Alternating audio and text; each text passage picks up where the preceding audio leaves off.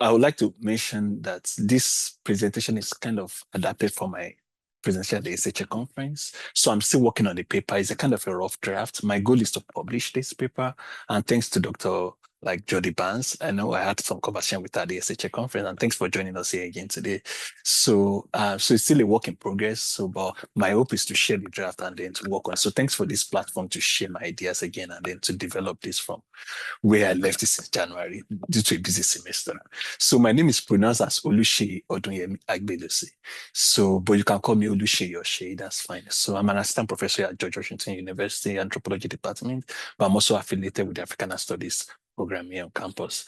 So I got to know about the North American Heritage at Risk series during the presentation at SH, as Lindsay said, and which is my first time presenting on climate change. So my work focused more on African diaspora and in terms of colonization and more importantly, agitation for freedom on the coast of West Africa, particularly Sierra Leone. So which is where I'll focus on here today. So this is a project I'm doing with my doctoral advisor, Professor Christopher Hardy, course, as you see here. So I joined Syracuse anthropology program in 2017. And one way or the other, I got into the Syracuse University project. So initially, when I was going to Syracuse, I didn't have intention of working in Sierra Leone. In fact, I've never been to Sierra Leone at that time.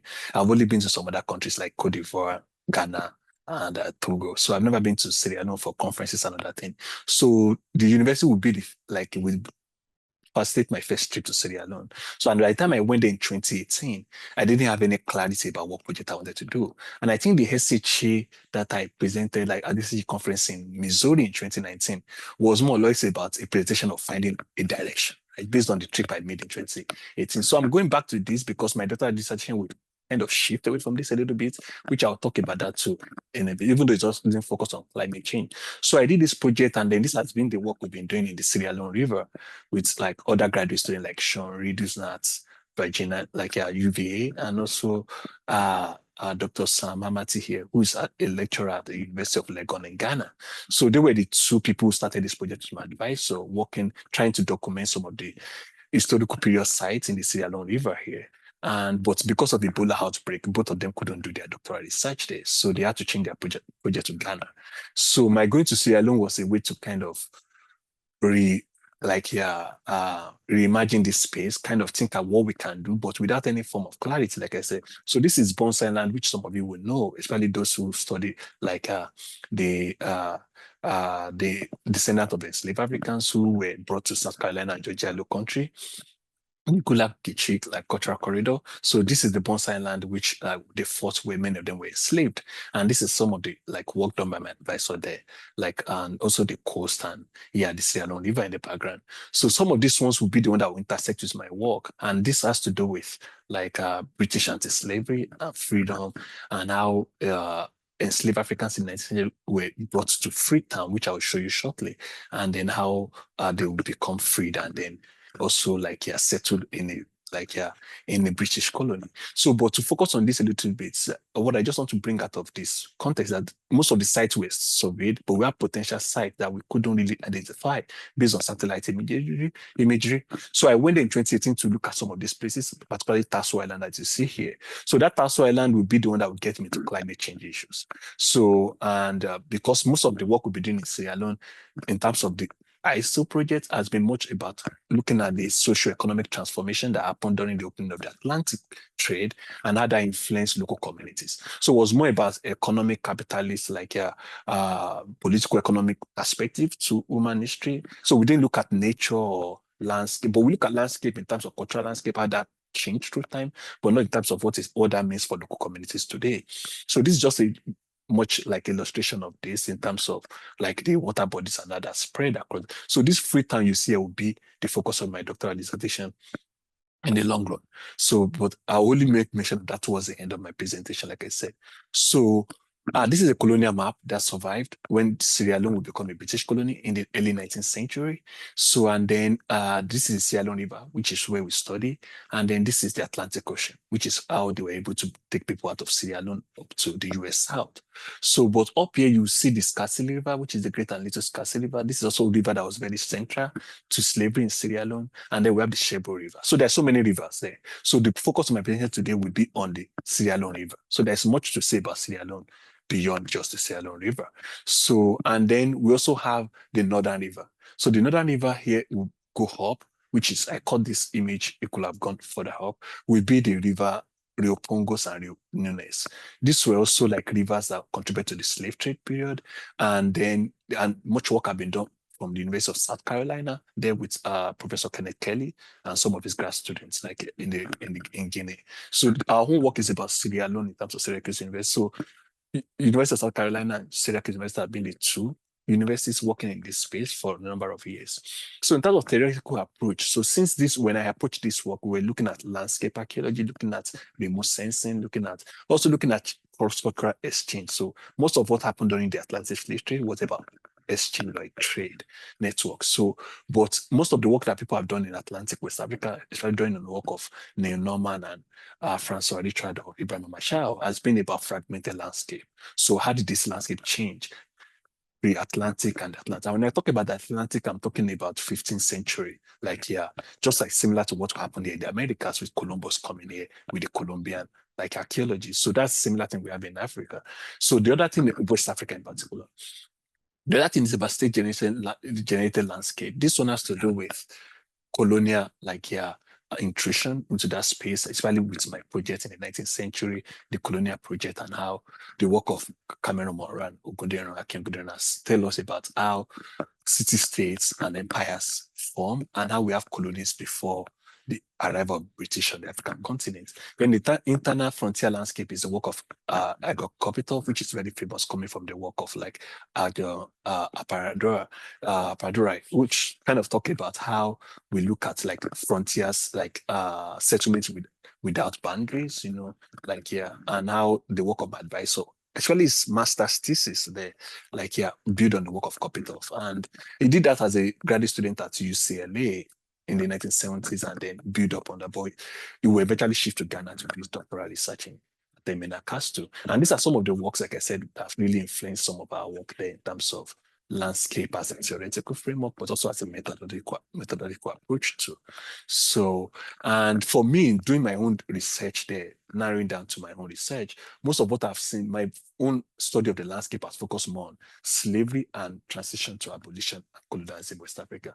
So abolition was a way to put an end to slavery, but was another way to justify colonialism. And so that would be another presentation. So, but what I'm interested in is how those materials entangle indigenous communities with low regional and global relations, like especially global trade. So most of, like I said, has been about trade, and we've looked at materials like low fired earthenware, iron objects, imported ceramics as well, including glass and beads. So, and that brings us to the issue of exchange here with the work of Nicholas Thomas and how that helps us understand colonialism and how materials can entangle people, like in different form of relations, like, and especially with how local communities can appropriate things. So then that brings the concept of trade, and now we're looking at trade. So in terms of method, most of what we did, especially in 2012 there, has been about remote sensing. So there has been some GIS analysis as well, and then archaeological surveying and surveys and excavations.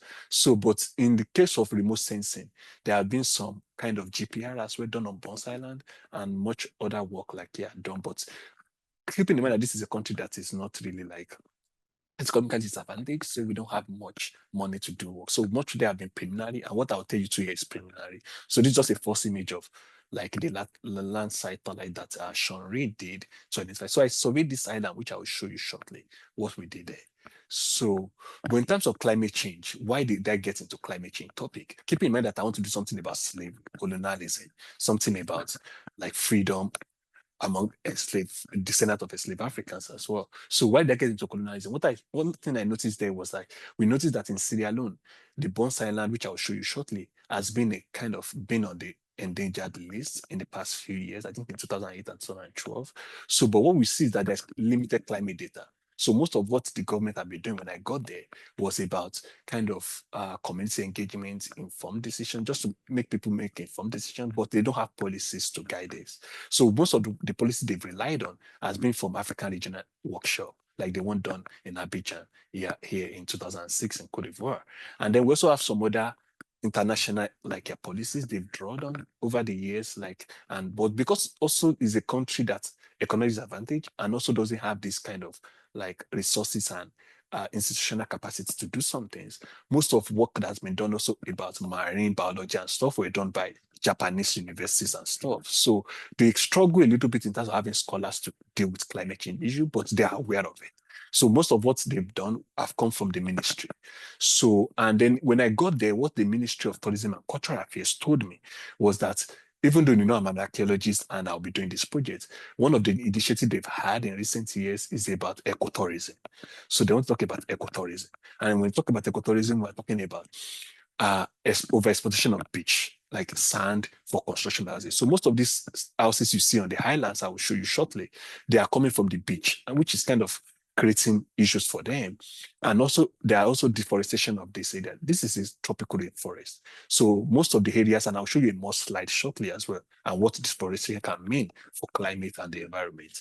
So, and also there's also local communities like kind of exploiting mangroves. Keep in mind that these are swamps, these are also islands and stuff. So there are mangrove exploitation for firewood stuff. So they also told me about like domestic waste. By the time I traveled on these boats, like across the the place, you have a lot of like plastic in this like river that can stop even some of these boats 35 times the engine on a trip. So you see the plastic all over the sea, or the river, but they are draining into the Atlantic Ocean. So this is a very obvious and serious issue among them. And also there is poor mining activities and fishing activities from the Chinese government here. The ship you see here is coming from the Chinese government. Like, so they do much of fishing and kind of help Sierra Leone manage this coastal resources, particularly fishery industry. So much of the Chinese there too is exploiting some of the environment. And then we also have the issue of oil exploration. They're also trying to discover oil. So there's a lot going on from the government, from international bodies, and also from the local communities. So they were trying to create a project called Tasso ecotourism. So these are the islands that were actually I visited when I was in Sierra Leone, and you can see that these are tropical rainforest. So here you have like the landing for like one of the islands, particularly Rotumba, which is behind Bunce Island, and also we also have the Banana Island, which is the famous one, is the most known for tourism, and then we also have the Plantain Island, which we are looking at Monkey Island there. So many of these islands are the ones that I've been concerned about. And then Paso Island, obviously, which is the one I will show you, which is the focus of my work. And then Bunce Island. I've never been to Bunce, so but my advisor has been to all of this. So these are the communities that has been a big concern for the country in recent years. And then moving forward, so one of the things that the Ministry of Tourism and Cultural Affairs and the Ministry of Land were doing is that they kind of create like a kind of conversation with local communities, do community engagement, and then use this convention, like I said, to get people. So this is something that people don't understand. People struggle with these policies when they tell them. So they try to speak to them in local languages to kind of see how they can get them, but they feel like because they don't have this not only like a kind of stable political system as well. Many of these local communities don't trust this government. So they don't trust the government, they don't trust everything, and they don't feel like they get the support from the government. This will bring us to this ecotourism project. So is that so now we're shifting from governmental policies like government efforts to non-governmental agencies. So these who are the people that can talk to these local communities, that can listen, that they will trust the process because they don't trust the government for many reasons, corruption and everything. So this brings us to this ecotourism. So this ecotourism project is directed by a white person, is a British person called Mr. Peter Nelson. You see his image shortly. So it was only who invited myself and my advisor to look at Tasso Island. So we focus on this Tasso Island because they are thinking of relocating people. So it's one of the islands that they feel like people are struggling there. Also, they are struggling with the wildlife.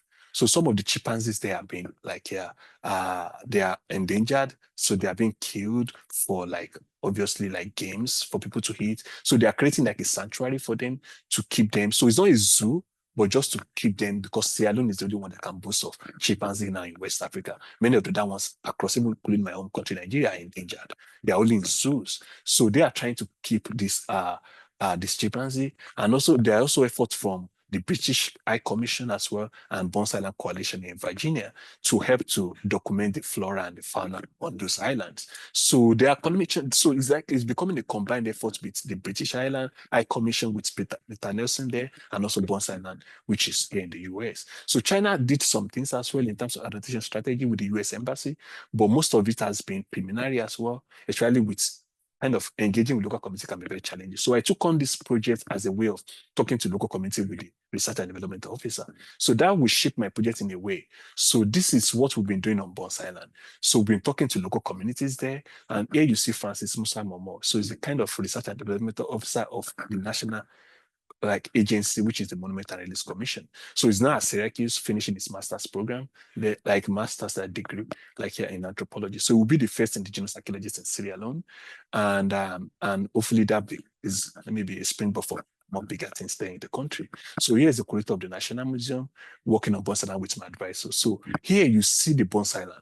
So this Bunce Island was known to be a part of no return. This is where enslaved Africans will walk by the time they want to leave the country and go to the America. This is the Sierra Leone River. And you can see the structure is not well preserved. These are issues they faced. So they are in ruins. This was the fort that the British built to bring many people to the Americas. And then this is the restoration of that fort, which was done between 2019 to 2021. So it was during the time I was doing my doctoral research, and this was funded by the US Ambassadorial Fund. And these are African Americans who are now making return. The whole idea of this thing in terms of heritage preservation there is to rewrite the story of slavery. So the slavery was that this was a part of no return where people live and they don't return once they are enslaved and then they go to the Americas. But now people are creating part of a return to the forts so that African Americans can come back to Sierra Leone, those who trace ancestry back based on DNA analysis, and they can get citizenship and contribute to national economy. So this is the honorable minister there, Dr. Menmurato Pratt. So, and also some African Americans who were taken to us before they would get their citizenship. And this was the restoration process like there, but you see some of the trees there and the plant, and they are now being stored, like I said, by the British High Commission so that they can also be well documented for the World Heritage Site Enlistment Program. But in 2008, Bunce Island was like placed on a watch list for the most endangered sites. So it's one of the sites that they feel like will be submerged very soon. So we don't have a proper estimate because there have not been very detailed work done there. But another thing is that it was surveyed by the US National Park in 1989 as well. And this involved late Professor Lila Ferguson and my advisor and other people who did the work there on Bunce Island. So they were the one that first brought this into light before the World Monument Fund would take over. So, and in terms of what we've been doing, the whole idea is just to have this kind of proper plan in case, and also to preserve that site as best. We can obviously work against climate in certain way because there are limited resources there. An effort to bring funds to the table have come from foreign organizations, including China. So, but one of the things that people are worried about is how Bunce Island will be submerged in the next few years. And so when I did the Tasso Island thing, the Tasso Island thing was here. So I surveyed all these places, and this is a map that Dr. Christopher Adekos gave me. So these are some of the areas that we thought we were going to survey. But you can see it's a tropical rainforest with locally led survey. When I did it, what I also saw was heritage issues there. So not just only climate change in terms of how people do it, but because it's an island, people recycle a lot of stuff. So I surveyed 4 villages there for a predoctoral research. And when I did this, I also did some of them with the local communities there, asked them questions and stuff. So it was kind of informal interviews. So most of what I found were house foundation. Most of these houses had been brought down. So many of them were dating to, let's say, the colonial period, but not much to the slavery era. So, and then many of them, they don't have archaeological integrity, and I'll talk about that shortly with the next slide. So, but at least I found some things that were promising, but we don't feel it was worth a doctoral research at that time. So, and then moving forward, most of the things I saw were like people were recycling like stuff on the island to fill their land. So they bring out old houses, structures, and foundation, and then they use them to when they want to build new houses. So you see recycling coming, and this is just a coarse sponge white ware in the under the foundation of the house. So this is just the wall of the house. This is the house foundation. And when you see erosion happen, you see all these materials exposed, including the object that you see here in close shot there. So these are also oyster shells and stuff coming from the marine environment. And then this is also a land and this is the Peter Nelson, who is the head of the ecotourism project. So the whole idea was to restore the glory of the island, see how we can bring climate and issue of nature and also like culture together to open tourism in that space. So he's doing it as a philanthropist, he's a British philanthropist. And then he told me to survey this place. So I surveyed this particular site he identified himself, and we did some shovel testing there, but the materials there were disappointing. So the whole idea was to see if we could excavate a place and turn it into a community museum, and then it helped to boost tourism there, and then it become a kind of a community, like a managed like space where people tourists can visit. And then that didn't materialize for some reasons because the materials they were dating to the 19th century. So most of the materials I saw there were cut sponge, like what we're seeing under the house foundation, and they were really, really impressive. So I kind of shifted my attention away from that side because I didn't feel like we had enough cultural resources there to boost the culture, like the economic like potential, tourism potential of that area. Then I would then shift to what we call Regent Village. So this is the village I would then do my doctoral research. So with the focus more on African diaspora. But during just a month before visiting that village, there was a mudslide that happened there. So, and this was based on climate change issues and became a big topic as well for me when I was doing my project there, which killed a lot of people because you have this deforestation of tree, like mountains. And so it's a kind of a hilltop like settlements where people build houses either on the hill or close to like the base of the hill. And this is also very close to the Atlantic Ocean. It's also on the Freetown, like here, which is the capital of Sierra Leone today. So I kind of studied that area as well, look at how this impacts the village, but I didn't excavate this part of the village. But this was a very big issue that's still like a big concern for the British High Commission till today in terms of recording like climate change condition. So much of what we did was just like to go out to communities, and this is Francis again doing island biodiversity. So talking to people to avoid this hilltop settlement, talking to people to just like avoid like close to the beach area because they're also the one packing this beach sand to build houses. So this is also making the river closer and coming closer in terms of flooding. And this was done with Island Aid Sierra Leone in 2018. So I was part of this program and I also had some conversation talk. It was my first talk in Sierra Leone actually. So I struggled a little bit because I didn't speak their local language because they speak Sierra Leone Creole language. So most of these local communities speak this local, like it's like a pidgin language. So just to wrap up, and then this is also an event on Bunce Island, which Francis did. I was editing the place, but it's just a way of kind of restoring some of like a colonial structure with a clock. I think it was done in Bunce Island, I think in 2019 after I left Sierra Leone for my pre-field. Finally, so much of what I did, because I did my doctoral research during pandemic period as well, most of what we did was talking on the TV. So I had community engagement over the TV, like AY, which is African Young Voices Television. So because there was pandemic and people couldn't visit us on the site, most of what we did was just to go with the family and the descendants of in those villages to talk to people about cultural heritage preservation, and also in terms of what archaeology can do to their country, which will lead Francis to go to Syracuse to do his master's there. And these are the community members who work with me on my project there on African diaspora, not really about climate change. But finally, I did like a talk at Forabe College at the University of Sierra Leone. So, and then this is also a way to like engage students, undergrad students, to think about archaeology and to think about what archaeology can contribute to heritage preservation in the country. So, and this is also a talk I gave, and it was well attended, and there's still other conversation, like in terms of with the university there. So, and which is the closest we can find Department of History and African Studies to archaeology. So that was what I did in terms of community engagement there, and we continue to talk to them about it. So, but it's a preliminary work that we'll continue to build upon. So over the years, and hopefully it becomes something bigger there. So, and then thank you so much for listening. I know I've moved from climate change to preservation to many things. So they are still preliminary, but we're hoping that if the political climate is very good and it allows us to do more work, then we can do much more work about climate change. So, but much of work has been about cultural heritage for now. So thanks for listening.